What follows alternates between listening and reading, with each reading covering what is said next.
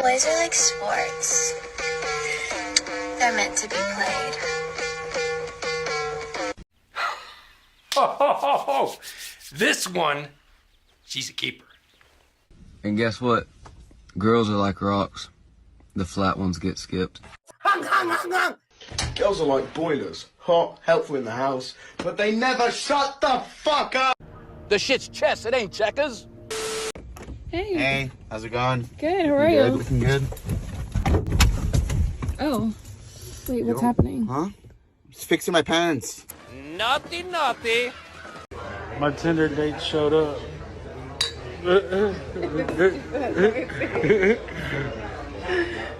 My Tinder date came through.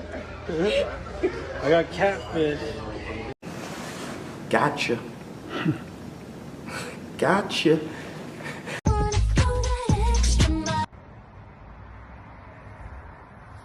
Where are you going? I gotta go to the store to get something. A bullshit?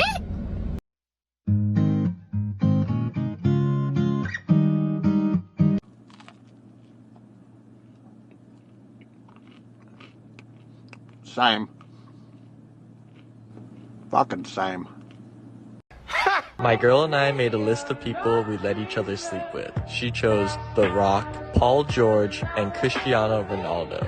I chose my coworkers, the Starbucks barista, and her sister. Wait a minute. Wait a minute. Hey, you want some help? I gotta go to work. Gotta go to work. This is I can't fuck up no more. You sure?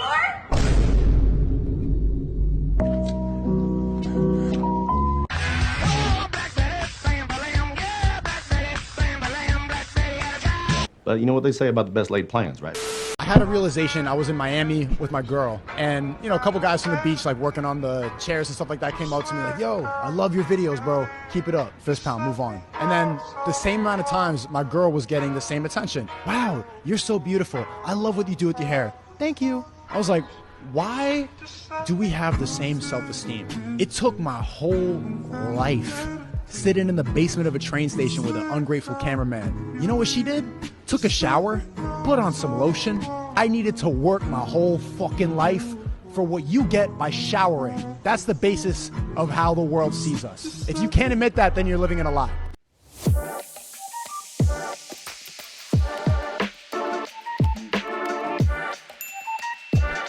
That's a crazy one to think about, but it's why we're stronger in so many ways. I mean, you think about the trauma that men have to go through to build that confidence, that self-esteem, to build that character, whereas women, you know, put on a pretty dress, walk out the front door, and they can essentially build the same kind of confidence. It's nuts to think about the massive difference in psychological impact of the two methods and how that affects men and women. And it's a double standard we haven't really talked about before, but it hurts your soul a little bit to think about it. But look, anyway, glad you're here. Thanks for watching. Let's get right into it. Welcome to Mankind. You can't predict what will be offensive in the future. You don't know who the dominant mob will be. You know, like the worst thing you can say today, get you cancelled on Twitter, death threats, whatever. The worst thing you can say today is women don't have penises, right? Now, no one saw that coming. There are no 10-year-old tweets of people saying... You won't find a 10-year-old tweet of someone saying women don't have penises. Do you know why? We didn't think we fucking had to. Hey, look, whatever you think about Ricky Gervais, personally, I think he's one of the best comics of all time. I mean, he's not wrong here. But one thing is for sure. The quality of women, for people looking for just, you know, a regular woman, the quality of women has gone way fucking down.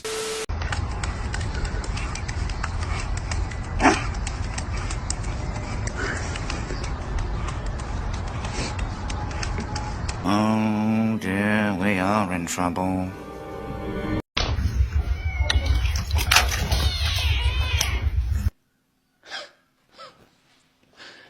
But it's my first time. I don't believe you. What is your wildest spring break confession? I got trained, that's it. Oh, Lord. How was that experience? Rated from 1 through 10? 10. What was so good about it? I didn't have to do anything. She belongs to the streets. Hold up a second. I mean, is it just me, or did she like totally skate over that whole I got trained thing as if it were nothing and she was supposed to do more than that? I mean, yuck. Good Lord. I had a one-night stand last night, and he says to me, "Oh my God, that was amazing. You want to play a game?" And I'm like, "Yeah, sure." And he's like, "Have you ever heard of the airplane game?"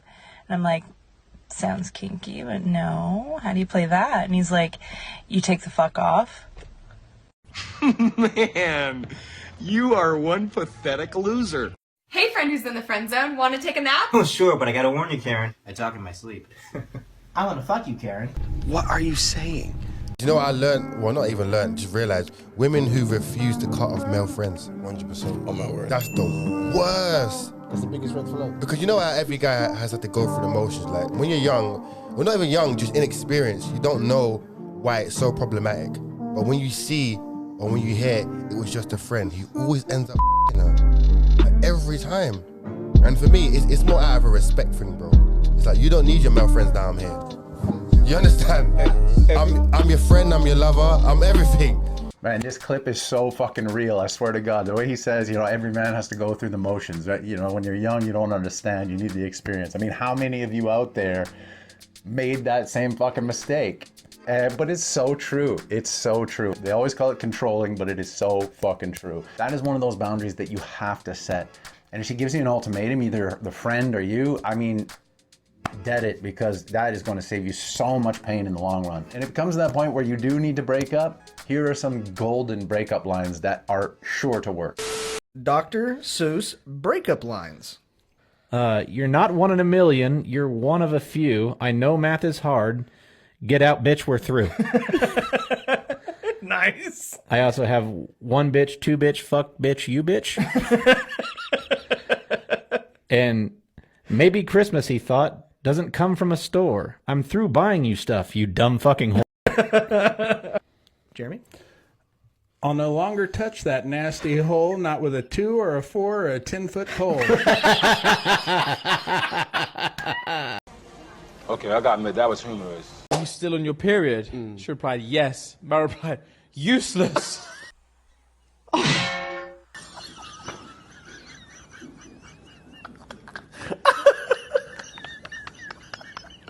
None of them don't care sometimes. Fam, they've had enough of it.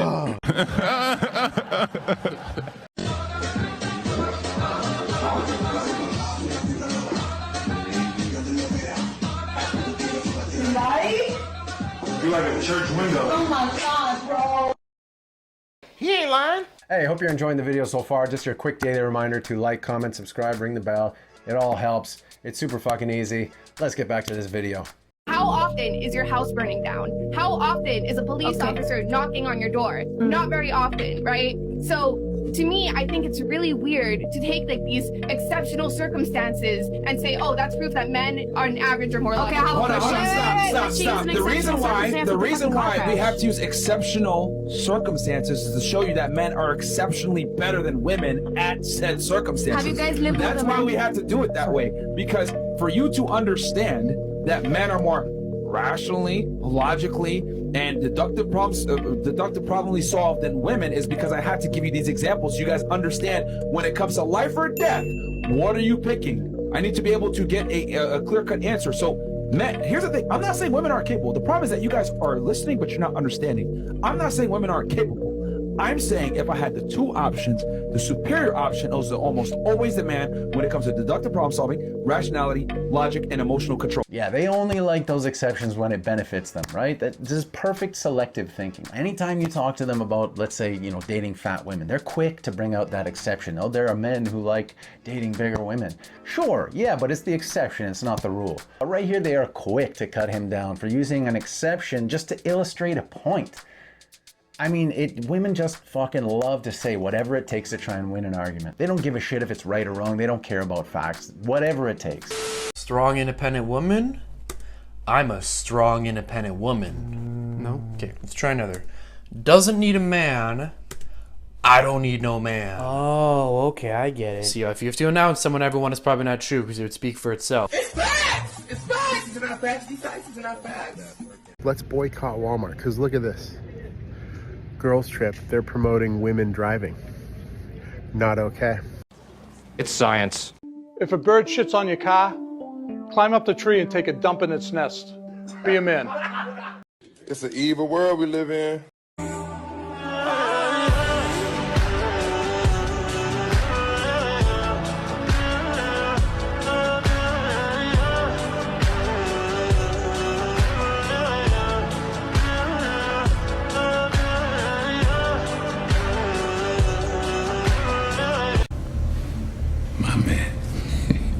Look, I love this clip because walking away, having that ability is one of the greatest strengths you can have in your arsenal. Whether it be girlfriends or friends, whatever it is, maintaining your boundaries and your standards and holding the people around you to those standards is so important, because otherwise your comfort zone becomes a toxic fucking place, keeping you from reaching your potential. And if you keep those types of people in your comfort zone, they don't care that they are keeping you from your potential. Look, people will respect you for maintaining your standards, and if they don't, well, then they're really easy to cut loose. That ability to walk away, it can disappear without you even realizing it. So hold on to it, because when it's gone, that's when things really start to spiral. Now here's some advice from the man Jordan Peterson. The third rule in my book is make friends with the people who want the best for you.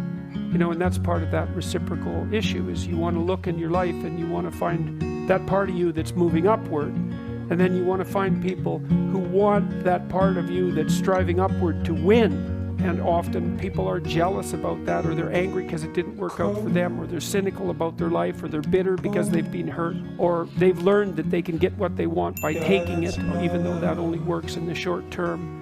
And so then they're not allied with the part of you that wants to move upward. And the only thing you have in life that really is reliable is your desire to move upward, as far as I'm concerned.